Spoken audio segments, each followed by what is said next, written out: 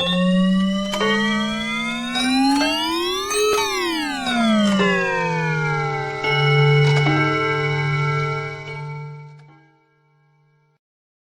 and welcome to episode number 22 of the Psyche and Human Body podcast. I'm your host, Reda, and today's guest is called Uriel.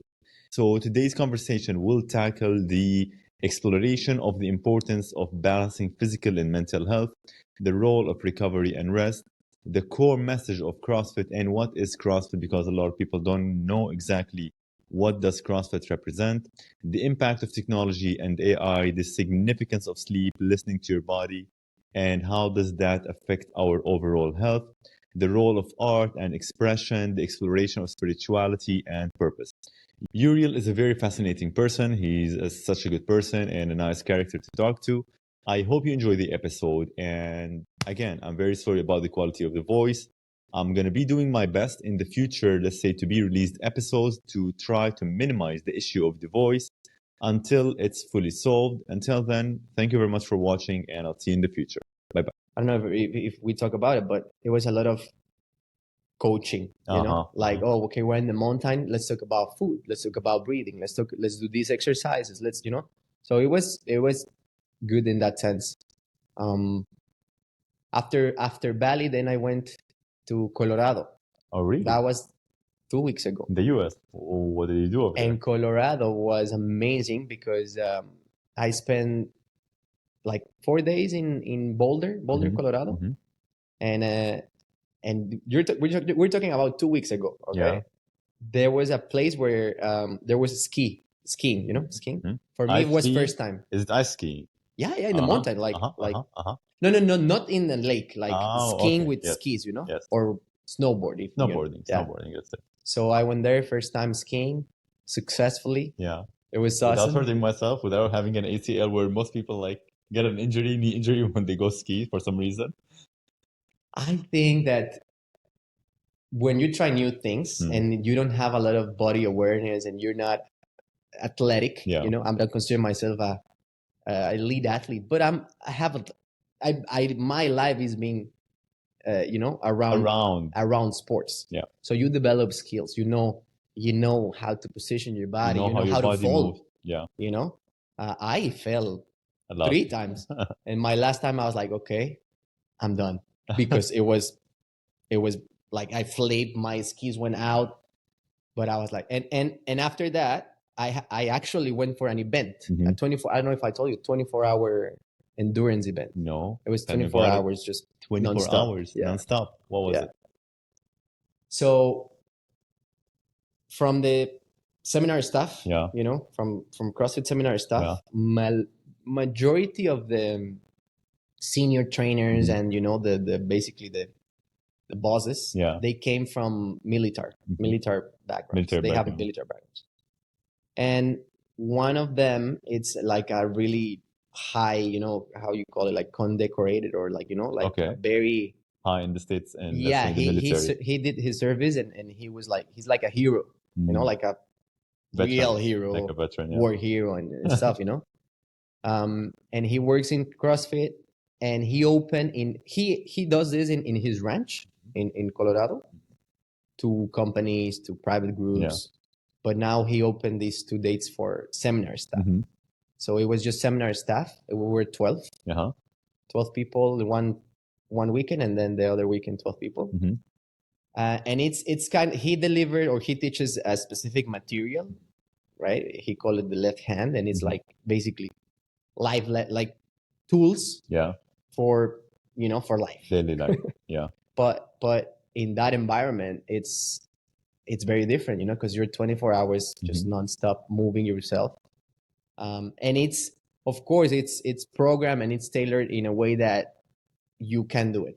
It's like CrossFit, like scalable for any ability, any level. And it was just amazing, man. I'm still recovering, because it was intense, tough. Not in a way of like we did a lot of stuff. It was very simple, but you don't stop, Was it mentally tough? Because I'm assuming like a 24 hours kind of an endurance, let's say, run or a journey, it had to be like mentally tough more than the physical aspect of it. Did you face any mental, let's say, challenges while going for it?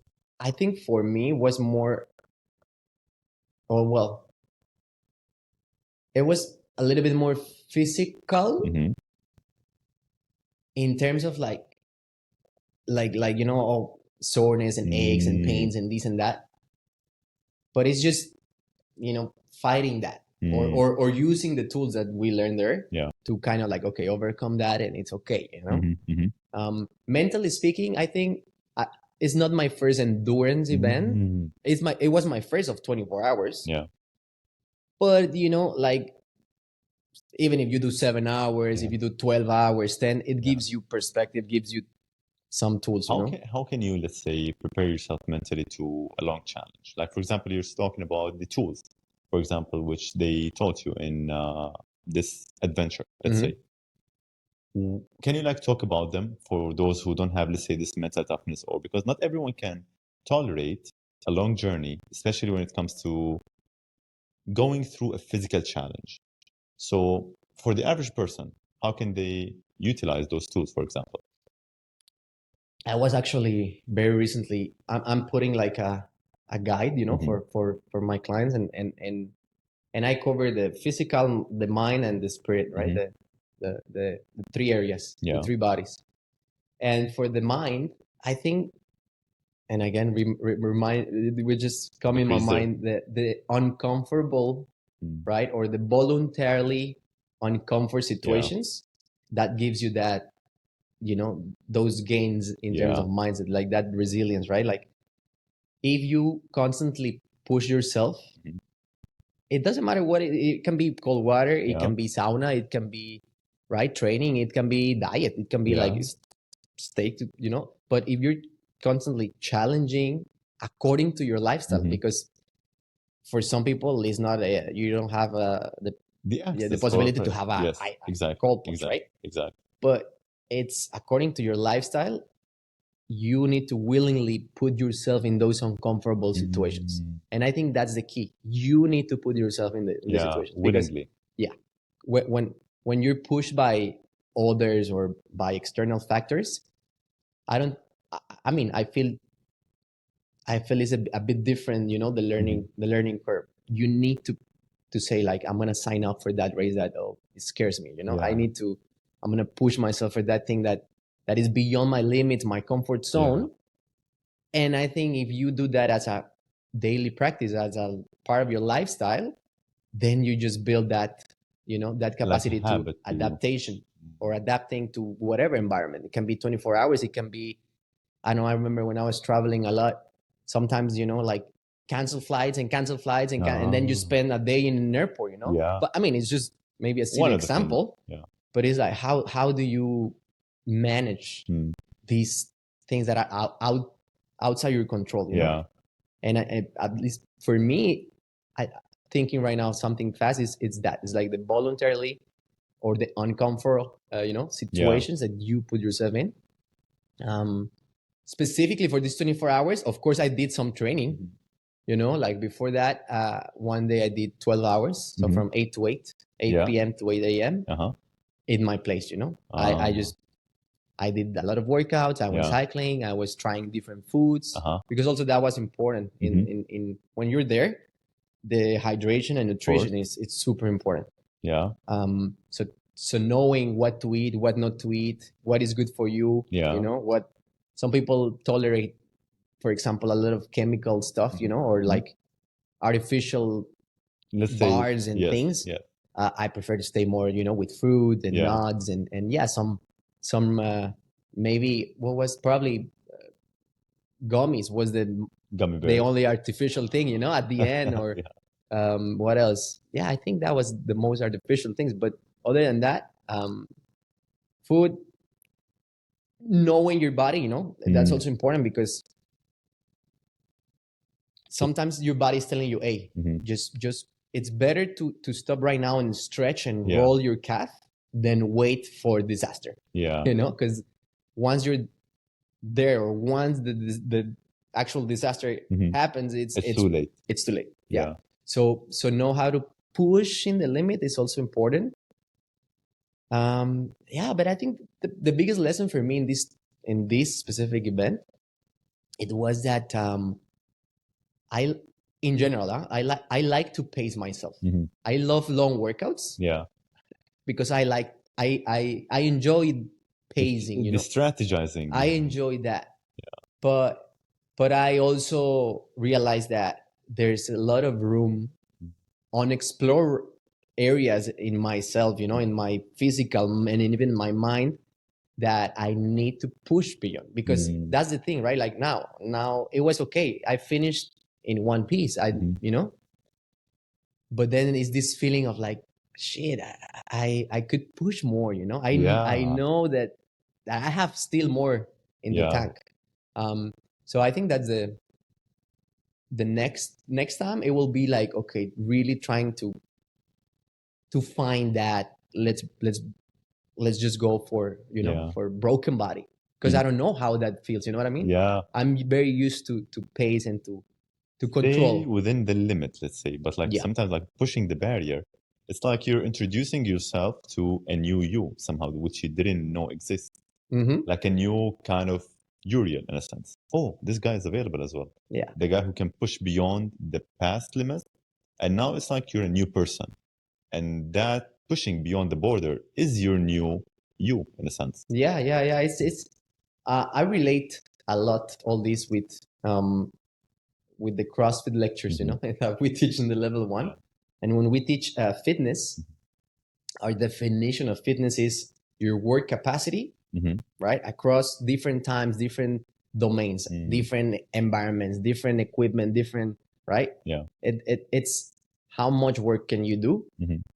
And that's basically how fit you are. Mm. The people that can accomplish the more work is the people that have more fitness. Yes. It's as simple as that. So we call that the margins of experience, like, for example, Murph was Yes. a very recent Recently, workout. It's once a year, right? You don't do Murph every weekend, but once a year you have that taste, right? And then maybe 1 year you don't do it with the best. Yeah. Then maybe the next year with the best. Maybe the next year you change the format, But in a way, you are expanding those margins or comfort zones, and then you just have more experience. More. Your perception, your perspective is different. Yeah. And yeah, and I agree. Like, you know yourself better. I think for me is like that. Like, once you know, once you're in those moments of discomfort and right, like it was cold, it was uncomfortable, because just, I don't want to say a lot because it's kind of like, right, like very private, but one of the things, it was carrying a 55-pound plate for like a mile for 2 hours. It was sets of 2 hours. Yeah. And one of the activities was like a 55-pound plate. Yeah. And at some point after 18 hours, it's like, it's uncomfortable. Yeah. But knowing yourself in those moments, because people when they are not in their comfort zone, Yes. when there's stressful moments, it's when the real colors show, right? Up. Yes. And I think when you know yourself in those moments, it's like, okay, now I know how to respond. We were talking about the responding or reacting, and I think that gives you that knowledge of, okay, if I have tools, because that's also very important. Sometimes we don't have the tools, right, or the guides, or we don't know how to manage this situation. Yeah. But if you have the tools, then it's like, okay, it's okay to feel tired. It's okay to want to quit. Yeah. But then you use a tool, and then you kind of like reframe, right? Like reprogram, and it's like, okay, no, but you know what? It's 18 hours, and I'm okay. Yeah. So I've been doing this okay. I'm gonna continue to do it, and then focus, and you just use the tool to again to reframe the situation. Yeah. And yeah, I think I see it more as a tools. I have more tools, more experiences, so it can be applied to any situation, because it's like I always put an example in the seminars, right? Like when we talk about programming, when we talk about like how to program, and we're talking about specifically these margins of experiences. There's a workout that it's a marathon rowing, right? Okay. Like not a lot of people have done that. Yes. Like sitting your butt for 3-4 hours, Oh, and because it's 42 kilometers, right? Whoa. I mean, I've done it in 3 hours and a half. Yeah. Some people do it faster, some people Oh, wow. stay longer, but it's just row for 42 kilometers, you know? Yeah. And once you do that, when you have a workout of 1,000-meter row, it's Yeah. like, You know, well, it's like even 5K, 10K, Yeah. you name it. You know, the more you expand. your limits, Yeah. the more you are like, okay, now I can handle this. Yeah. And that's physical, right? Mental. But what happened when, you know, I don't know, for example, you are in a traffic jam, Mhm, right? mhm. And Frustrated. yeah. Yeah. How do you respond to life, like simple things in life, you know, like that, like stress for whatever, like work, like, you know, it's just not just for the workout or the training. It like you can apply it to It reflects on your everything life as well. in general. Yeah. Yeah. Yeah. Because like in your mind, like, hey, I was able to tolerate that, let's say, toughness in a sense. So I can apply that even to life, like with Yeah. relationships, with life, and everything. So it's somehow gonna make you a different human in a sense. You know, there's something about how we humans grow via pain. Like, you know, always like the good things, you have to go through the tough times. You have to experience, let's say, the hardship Mm-hmm. in order for you to grow. The other day I was reading, like, they were giving an example of cocoons, for example. So the cocoon, it keeps on growing inside, the butterfly inside the cocoon, or like covered, let's say.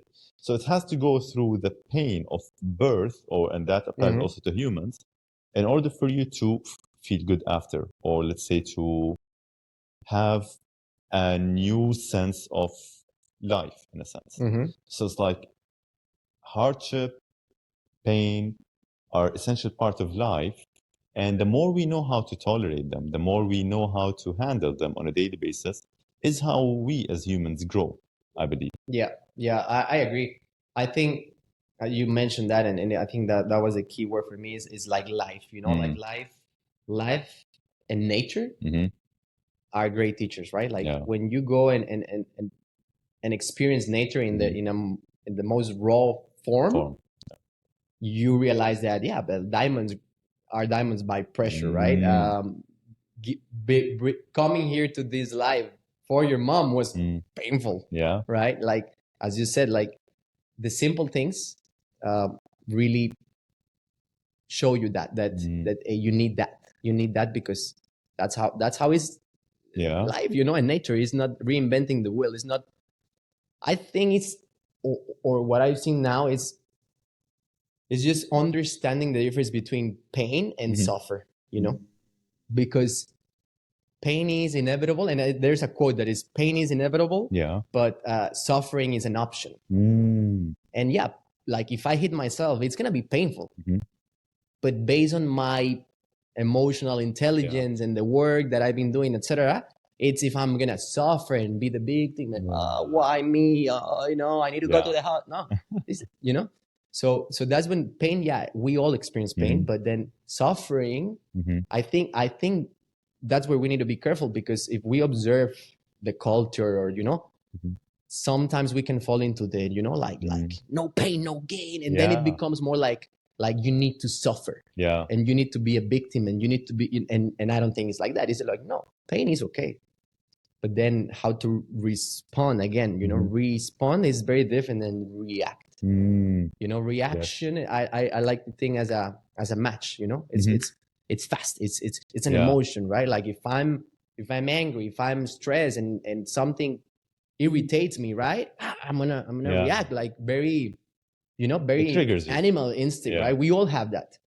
But then if you constantly work and have tools, then you kind of like, okay, I'm listening, but then it's not, you know, if you say something to me in a very emotional way, or you know, with a not the best vibe, I'm gonna receive that in a different way, and it's not mine, and it's just I just deflect that, and I respond, you know. I don't react. And I think again, this is kind of like in the same circle, you know, like pain, suffering, respond, react. Is how many tools we have to reframe all these things, because again, yeah, pain is necessary. You know, like this exactly reminds me, like, for example, why I was asking a psychiatrist the other day, like, why do humans react differently to the same situation? For example, if you and I have encountered the exact same situation, you might react to it in a way which is different than me. So, as you mentioned, like the tools, the experiences that we go through builds up, let's say, our sensibility of the world, our sensibility of our actions, and how we react also reflects on others in a sense, whether they're gonna be judgmental or whether they're gonna be, let's say, happy of your response. And I think it's like a butterfly effect. So the more we explore in ourselves, the more tools we educate ourselves on, the more we can reflect on a society positively in a sense. Because if someone reacted to me, for example, came to me with an angry vibe, and I reacted to it, as you mentioned, like I deflected the emotional response or the fast reaction, this, in a sense, I think is going to have like a ripple effect of positivity later on. Because I didn't, for example, react to a negative by a negative. I took it easy. I breathed, let's say, in a sense, and this is going to reflect better on the society as a whole. So I think it's like something that everyone has to educate themselves about and learn more and explore their personality in a sense to build a better society. I think it's all connected. I mean, last time we were talking about this, at least for me, is very important, or I've been gathering or learning this through my 35 years, you know, of life, that it's always about you, you know, like you, as you said, you see life based on your experience, True. based on, you know, with what you have in your, in your psyche, right? True. So for me, I experience this a lot in coaching. In coaching, it's probably you too, right? Like, it's always about us, how we deliver the message. It's not, I always say this with other coaches, is because it's very common that, for example, I don't know, correcting some movement. True. And it's like, well, it's not on, Reda is not understanding my cue. It's like, you are not explaining yourself clearly enough. So it's not them, it's you. So you need to reframe the cue, and instead of saying the, I don't know, right, don't go that low. It's just like, stay a little bit higher. You need to change your way, but it's you. Right? It's the reflection, or like, no, as you said, like, the more you know thyself, or you know yourself, the more you're gonna be able to relate, to be kind, right? To have patience. And sometimes you need, that's also true. Sometimes you need to also respond in a strong way. Yes, very you know, true, very and true. put your boundaries and say no, and say, like, sometimes you need that. Some standards, let's say, in a sense. Because I think what I teach, and again, to this mind, body, and soul, it's strong body, right? Like, we know, and we can talk a lot about how to keep a strong body, sharp mind, right? Sharp mind, and kind heart. So I think for me, that's the best combination, you know. For my experience, is like, I want to be resilient. My body needs to be strong, and I want to be able to respond to life. I need to do 24 hours. I need to do a triathlon. I need to swim. I need to carry a person, right? I need to, like, if we want those extremes, I'm able to. Sharp mind, right? Like, all these uncomfortable situations that you put, like, build resilience, like, not just that, reprogramming a lot of our programs, right? Let's say childhood programs, let's say, in a sense, or bad, or habits, past habits. In a sense. Habits. I like to think as myself, or as humans, as a computer, you know, like the hardware, the software. And I think we all know that the first way how we learn is by imitation, right? Like, it's imitation.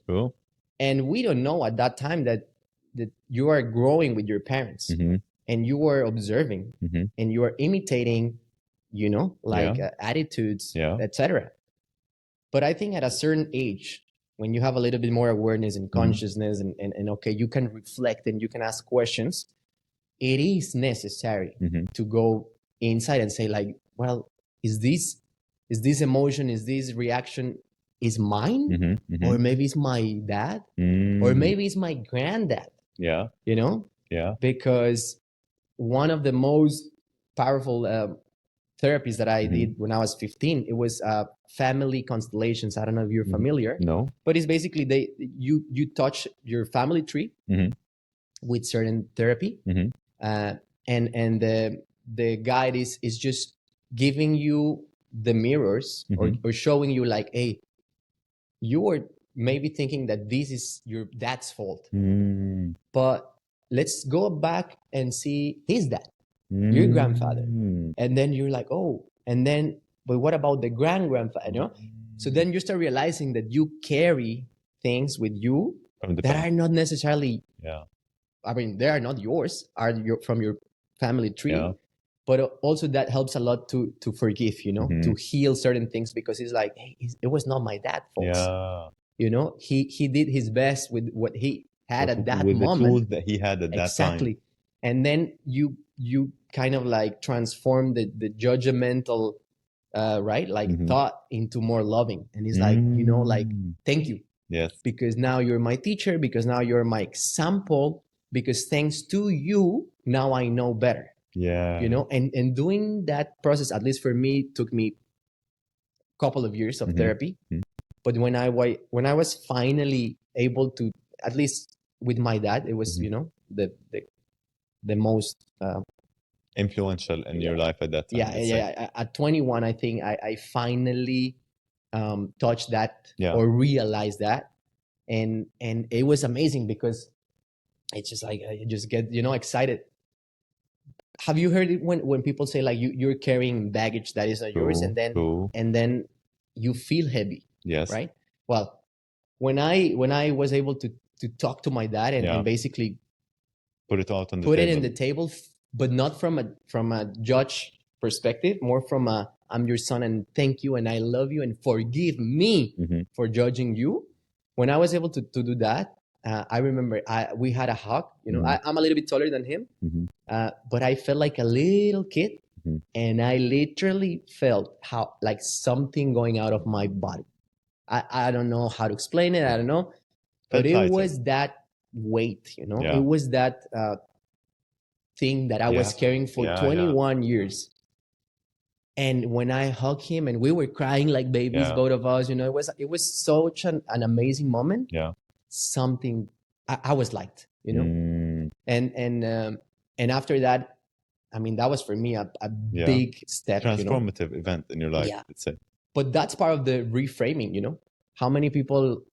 I mean, that happened to me, fortunately enough, at 21. But how many people carry those you know, that hate, all the things in your heart? Then I really believe that can transform into physical, right, sickness or like cancers. I don't know, like it's something that it's inside that it's transforming in the physical world.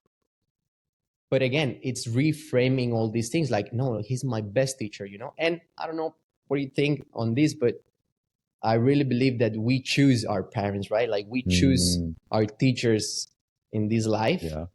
And if you choose to see them as teachers, because that's also the important thing, you know, like you can see all these things as from the victim perspective, right? Like, why me? I've suffered a lot. I've been, you know, and again, there's so many crazy things happening in the world. But just go back to your life, you know. You can see those things as a victim, or you can see those things as a blessing, you know. And it depends how you frame that. Man, that's very deep, actually. That's very deep thought which you just mentioned right now, because I believe that most of the population in the world carry something in life. And this is why, like, childhood experiences are very impactful on our lives. Like, you see people who get easily triggered by things when they are older because of things that they have experienced when they are younger.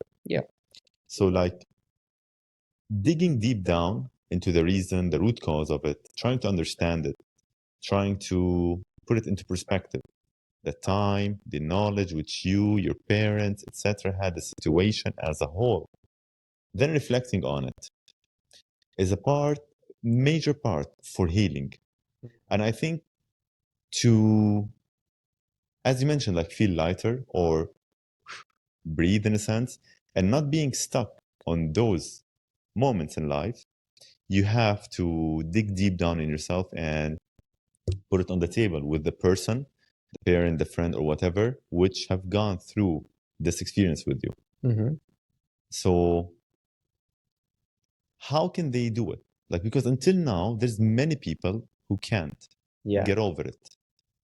Why do you think that? In my experience, is you need help, and in a different therapy, a little bit more, let's say, natural. Mm-hmm. You know, one of the lessons was that like we all need help. Yeah, we all need someone. So, and as men, right? Sometimes it's really hard to say like, true, "Hey, I need help." True. And we can see right now with depression, anxiety, True. suicides, and Are all skyrocketing these things, in men, right? actually. Yeah. But I think that asking for help is important because at some point, at least for me, it was you can read books, you can listen to podcasts, you can do a lot of self things. But there's gonna be a point where okay, you don't know Yes, better, you're lost. right? Or you need guidance. True. And that's where therapies or going and talk to someone else, you know. But again, it's you need to willingly go and look for help. Yeah. Because how many times, again, if people can observe and say like, hey, go to this psychologist, do this therapy, read this book, but if you don't want, if it's not from inside, there's not gonna have a lot of effect, you know. So asking for help, and also I think for me part of all this reframing, because it's kind of like right now it's like a tendency, or I don't, maybe a moda in Spanish, how you say, like a trend of, you know, like going and healing and childhood trauma and this and that, and in some way at some point you feel like you're broken, you know, or like everything is wrong. Yeah. And the reality is like we are work in progress, you know. I mean, in my experience, yes, I started my therapies at 15, thanks because I knew that I needed it. But then I did different ones until today, you know? Yeah. And the ones that, oh, I healed that with my dad, but guess what? Now I need my mom and I need the brother and then I, you know, and I need a lot of things.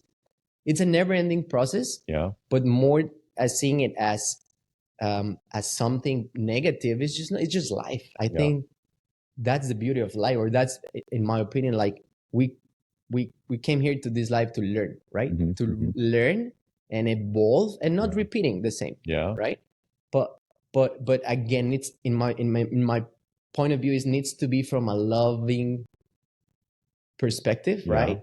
From love, not from putting the other polarity. Yeah, not on putting, let's say, someone on the judgment table, or not to put someone on the, let's say, hanging the rope table, as they say, for example. You know, like we are a social species. Like as you mentioned, like maybe you healed with your father and now you need to discover with your mother, brother, sister, or whatever. Like this is part of us as humans. Like people always try to hide behind that, hey, I'm a lone wolf kind of a sensibility. I don't need anyone. I'll survive on my own. But that's not true. Like, I think that such people are like hiding behind the pressure of the society of always being strong in every situation. I am with being independent, strong, etc. But we humans evolve by a group. We are the weakest form of animals, let's say, in the animal kingdom, in a sense. And we are stronger as a group, as a society. And this is why now, let's say, humans are leading Earth, in a sense. So as much as we try to get out of it, it's embedded in our genes to grow and evolve in society. And that takes learning, healing, forgiving, loving to be better. Yeah. No, I agree. I think I see it as community. You know, if we can summarize that in one word, it's like we need community. We need a support system. Sometimes it can be one person or 15. You know, but we all need that help. You know. Yeah.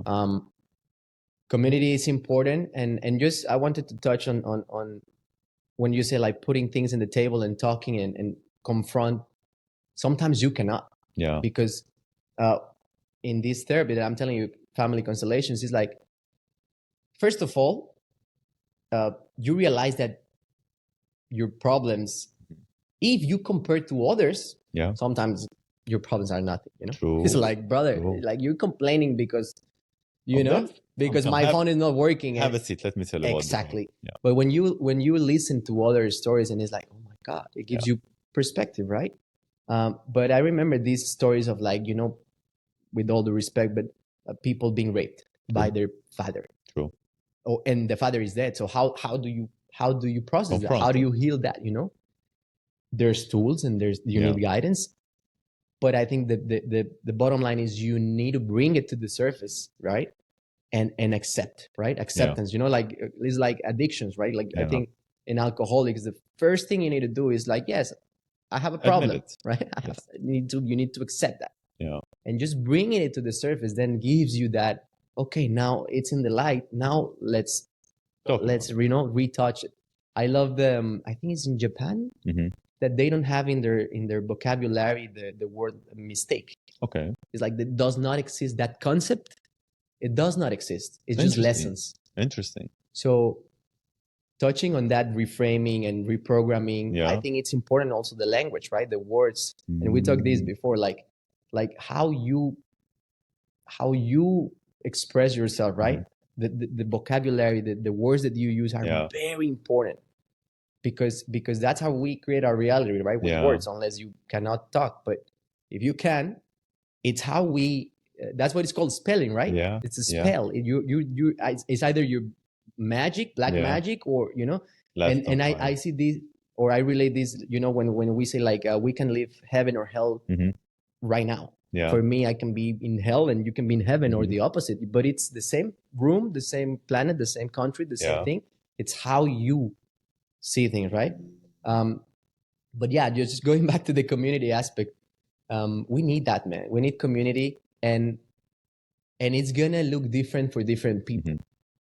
Me, the only thing that I can talk is about me in my experience. But for example, you know, the introvert and extrovert. For me, I think like I recently understood that, and I think it was in a podcast or something like that. But I was like, I consider myself an introvert, and for example, my girlfriend, she's an extrovert, and it's like, okay, what does that really mean? What I learned is it's about energy. You know, how do you recharge? Yeah. I recharge by being alone, by my me time, by being, you know, in my thing. And then I can go and be social. I need to be, right, extrovert when I'm with clients, when I'm with a seminar of 30 people. Like, you have that. It's like your social battery, Very right? true. Very And I recharge, or I give my energy with all those people. Yeah. But then if I need to recharge, I need to go and isolate, right? True. And the extrovert is the opposite. They need the people to recharge themselves. So it's a matter. Or for me, it makes sense, like a matter of energy. Yeah. Because it's not like I like or not like people. No, it's like we live in a society. We need community. Yeah. We need, right? Maybe you have a lot of friends or buddies. I have, you know, True. 4 friends. Very true. Very true. But you need them. But again, it's a matter of as you said, we are social animals, so we need for sure community.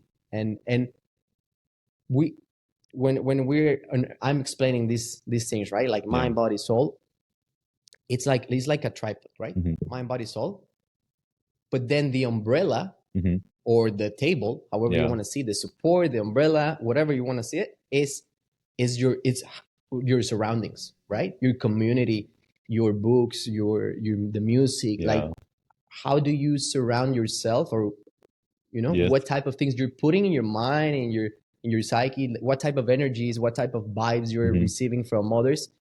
It's very important, because I think, and I'm still working on this, I think this is one of the things that I'm working constantly, is it's how to accept different opinions, you know, because I'm very like, oh, if we're not in the same vibe, I just go there, you know. I don't stop to you know, just go. So for me, it's a little bit challenging, or I've been working on that, on like just accept, like absorb the information, respect, because sometimes even it's your closest friends, your family, the closest people to you Are are the the most ones, impactful, let's say.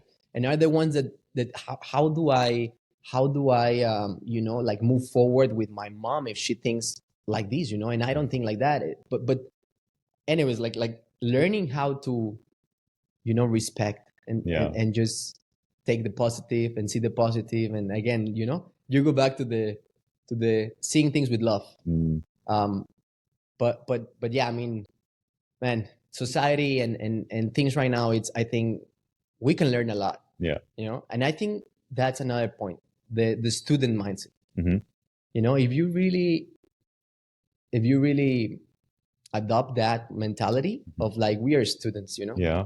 because at some point in my life, I felt that, you are awake. Yeah.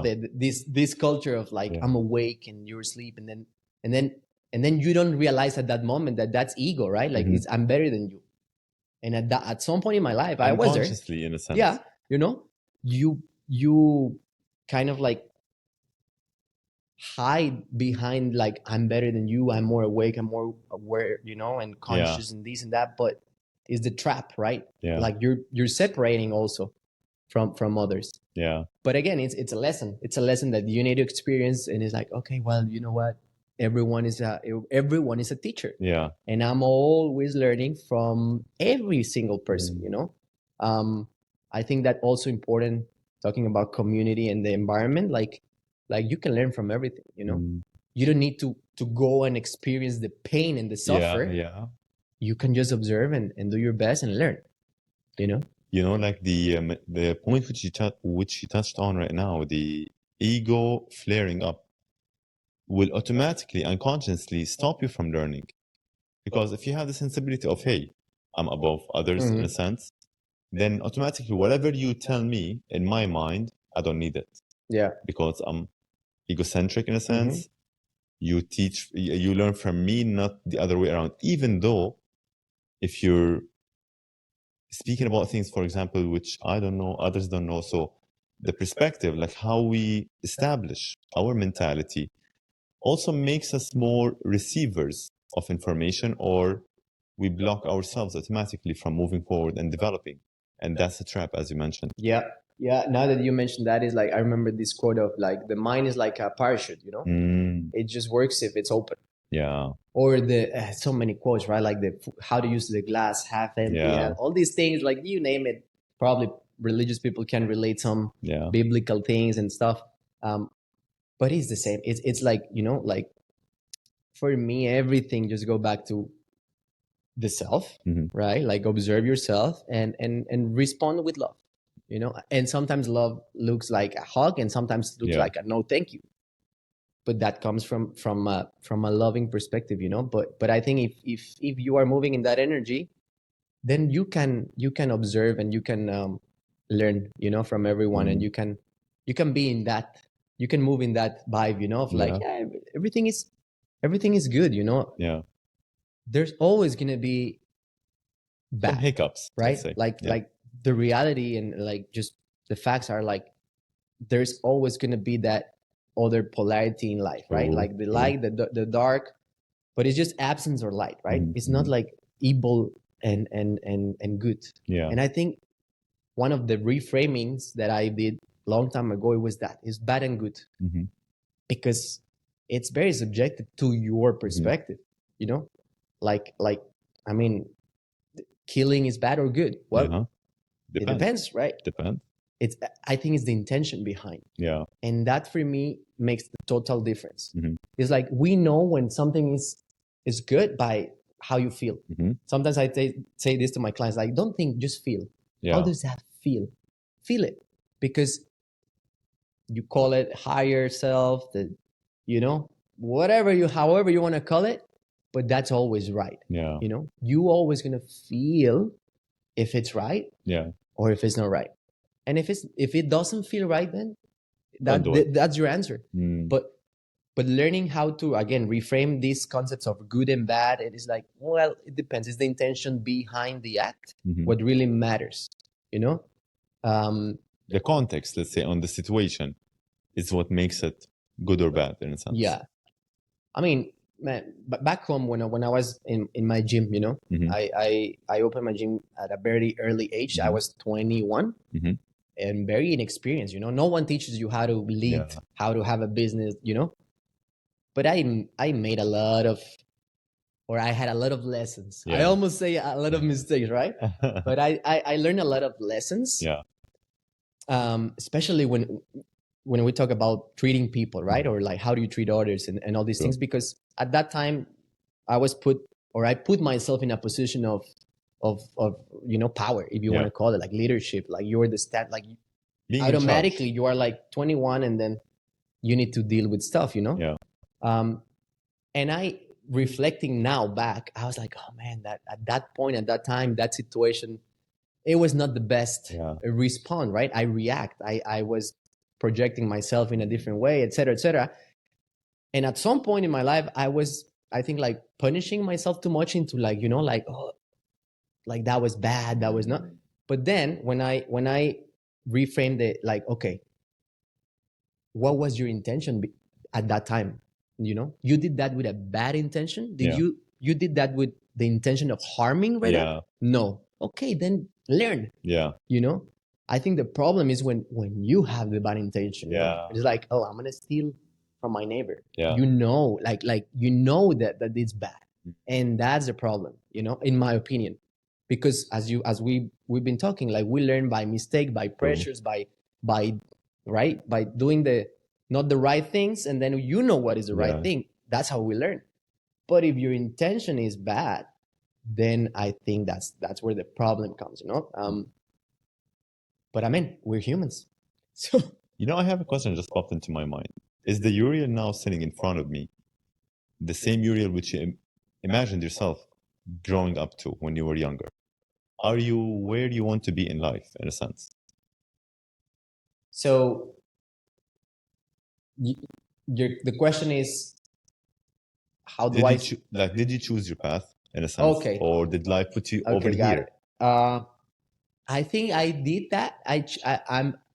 I'll choose a lot of things, but not conscious of that. If that makes sense. It's kind of like, I consider myself a very intuitive person, you know? So I always, or most of the time, I follow my intuition, my gut, my stomach, you know? So in my life, for example, finding CrossFit, you know, it was a very important, you know, thing in my life, you know, changed my life literally. And that decision, I made it by gut. And it was, I didn't consciously went to US for CrossFit. I went to US because I found CrossFit in US. Yeah. I was around 19, 20. And then I was in this like mid-20s existential crisis. And I went to US because, you know, I was like, summer, I have family. I went to work, practice English, so I can went back to Cancun and work in sales. That was my plan. But something inside myself was telling me, you need to move. You know, you need to move and explore. Yeah, move. I moved. I went to this long summer vacation, and that's where I found CrossFit. You know, that's like in a very random way. Yeah. And then, you know, that carries on so many other things. But I can say that it was more like feeling and following that you know, higher calling or whatever you want to call it. But that's how I've been, let's say, unfolding my life, you know, by following that. Because the mind is it can be tricky, you know. True. The mind can be tricky, and when we think too much, it's a problem. Right. We need to think also, like it because it's a balance, right? For me, it's a balance. Like now I trying to balance that. Like, okay, my gut is telling me this, follow it. Yeah. But also use your brain, right? Also use your mind and follow that. But if we just make decisions with the mind, Mhm. I think that can be very emotional, Yeah. or it can be, very based on patterns that are not yours, True. or True. you're deciding, you're living a life that is not yours. I see this, Mhm. and I observe, but I think since very young age, I was able to observe a lot. And actually, my grandma and my mom said that when I was born, uh, literally when I was born, like I didn't cry. I was just observing everyone, like, I'm using this picture of Yeah. like little babies, like, what am I doing here again, or something like that. Well, that was me, I was like observing, and I observe a lot. But I think I learned how to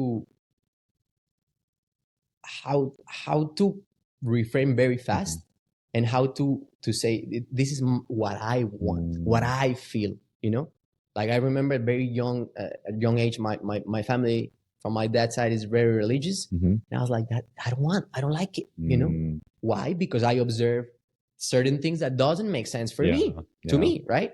Like I observe. So I think having the or being strong enough to say, like, no, this is what I want, this is my life. Yeah. Because sometimes, and it's very common that we observe that, like I don't know, an example, I'm living the life of my parents, Family. yeah, Yes. yeah, Exactly. and I'm doing what they want. Yes. It's a little bit like the gift example, Yes. Yes. I'm giving you what I like, not what you like. Yeah. And it's kind of like the same. So sometimes it can happen at very young age, at 20s, 30s, 40s, 50s, I don't know.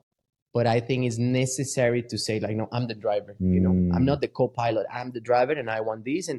And we can see it with changing careers, or changing places, or changing a lot of things. And it's like, okay.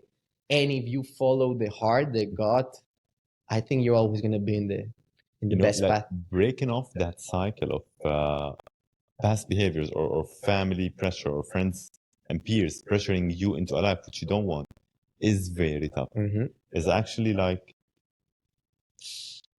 either going to put you back in the herd of being in the same position all your life like everyone else, or it's going to differentiate you into being yourself in a sense. So actually also, like, it depends upon the environment and the culture which you grow up into, because some cultures are more conservative into that, and it's even more harder for people to break out of. And in some other places it would be like maybe an easier option. So I always try to tell people, like, hey, listen to yourself, as you mentioned, listen to your gut, like try to have this sensibility of going with the flow and assessing, does this feels right for you or not, and accordingly start questioning, where do you want to go next in life. So my question now is, like, what's next for you as Uriel? Where do you see yourself going later on? Do you have any plan, or are you following the path of life? It's I like those questions, because it makes you think, right? Yeah. And it's like, okay, where do I see myself in 5 years, in 10 years? Yeah.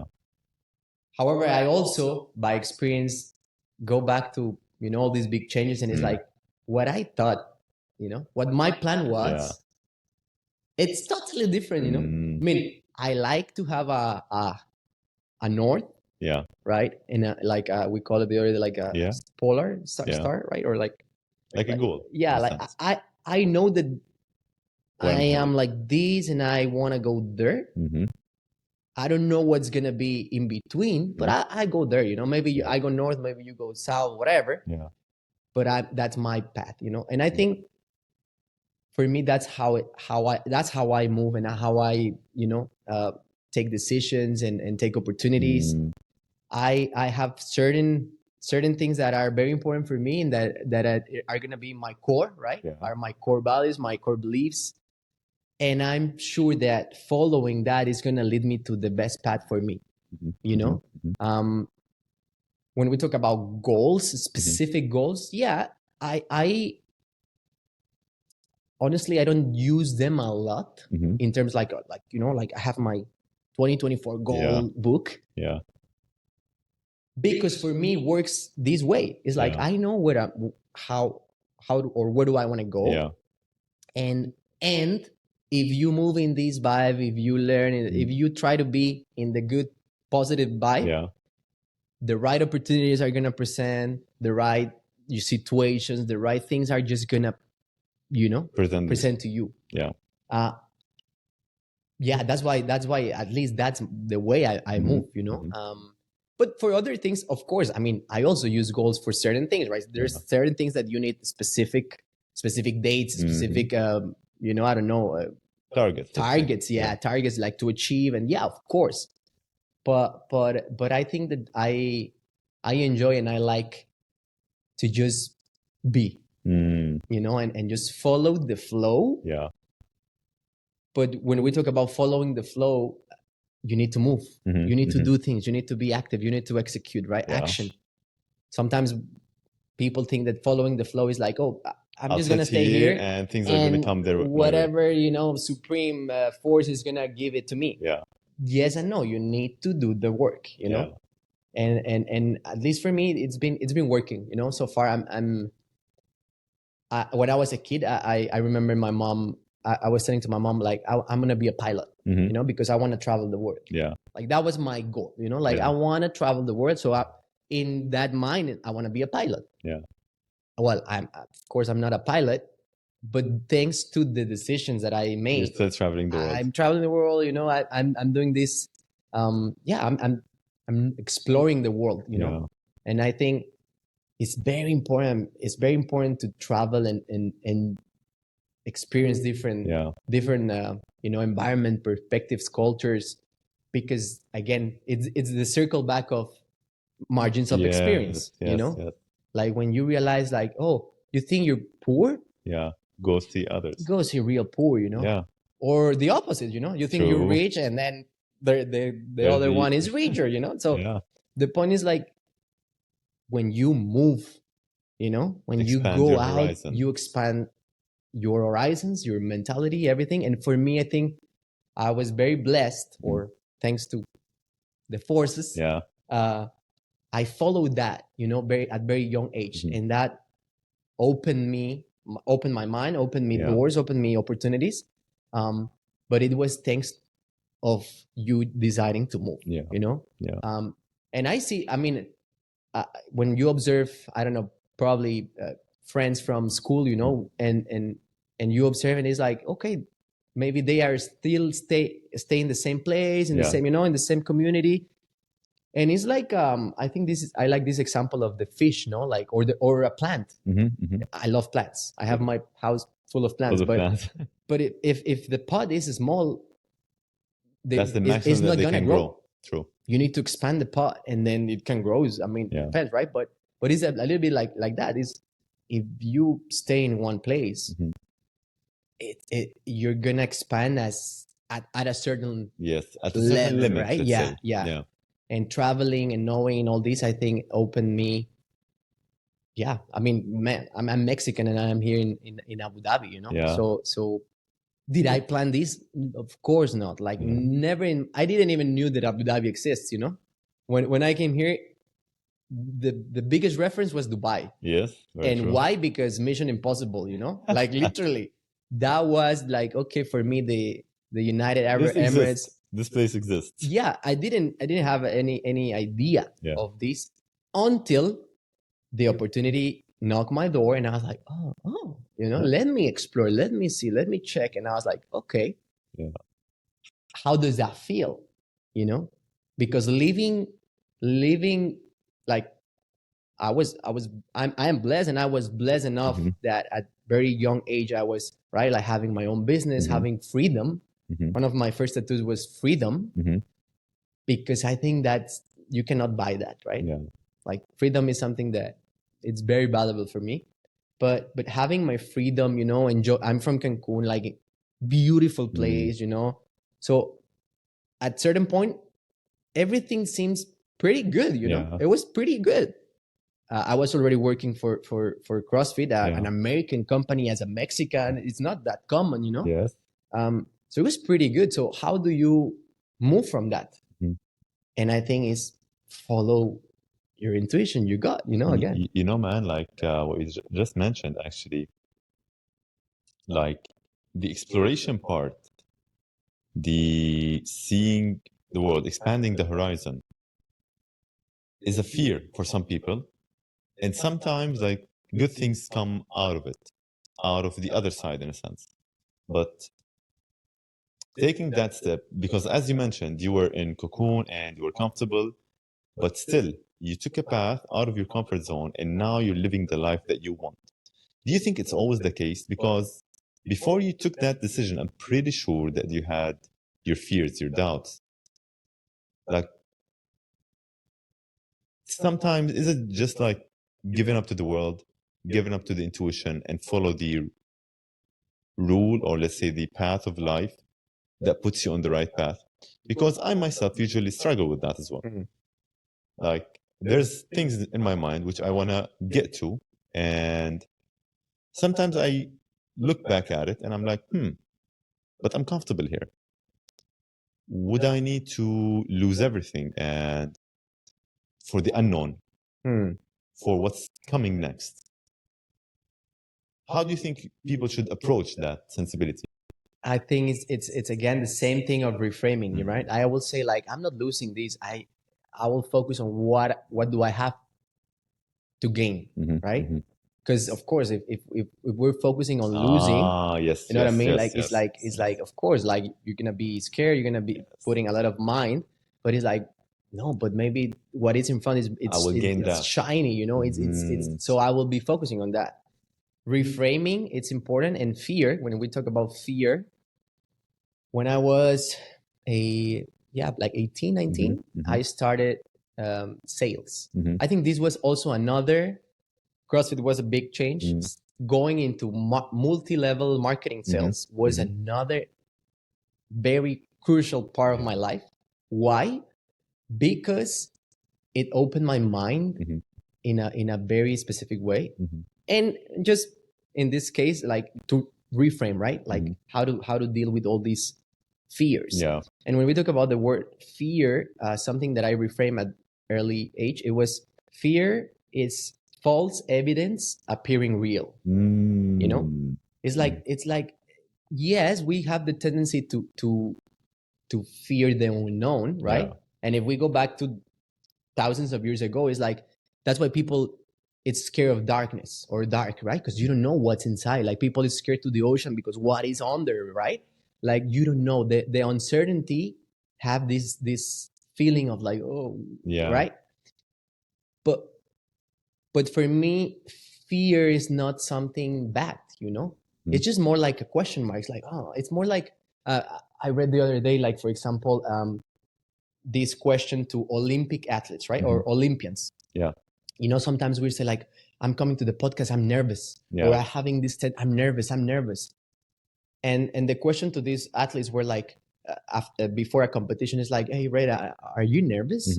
And 99% of the Olympic level athletes, they were like, no, I'm excited. Yeah. So it's not, I'm reframing, you know, a normal people maybe say like, I'm nervous. No, it's excitement, you know? It's like, no, you don't have things to lose. You have a lot of things to win. So it's this reframing, constantly reframing everything. That's beautiful. You know. Yeah. So I think that's in my experience, it's how I take decisions. You know, it's like reframing. It's like fear. No, it's in the specific case of, for example, changing countries, right? Moving from countries is like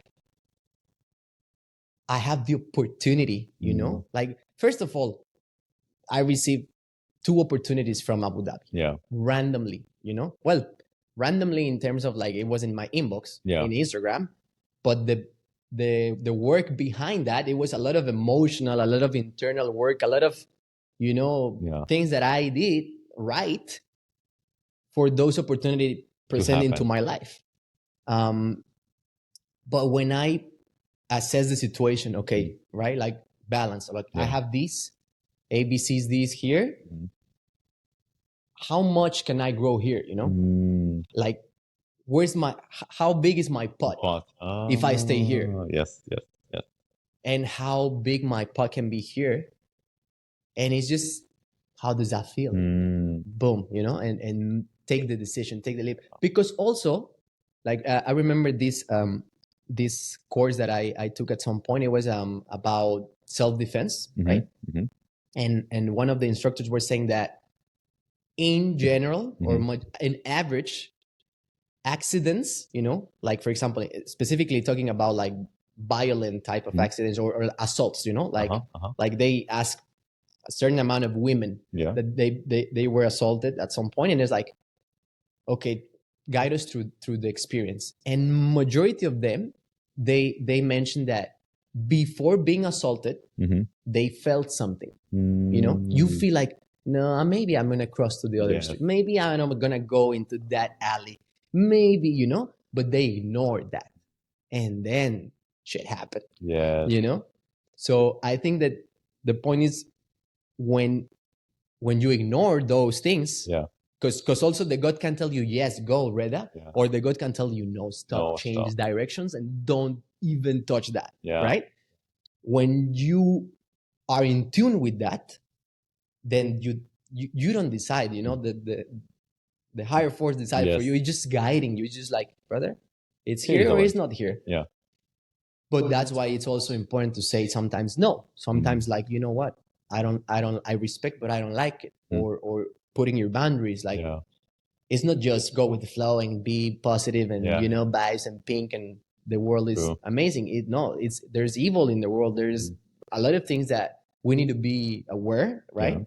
But the point is, it's always in, man. If you really go in, I think, like probably wiser people, it's been talking about this, like the answers are inside, Very true. The answers are inside. If you're in contact with nature, it's like, for example, I love plants, I love nature, and you can see how from a seed, right?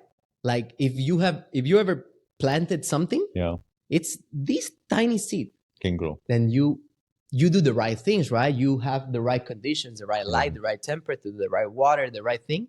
It can give you food.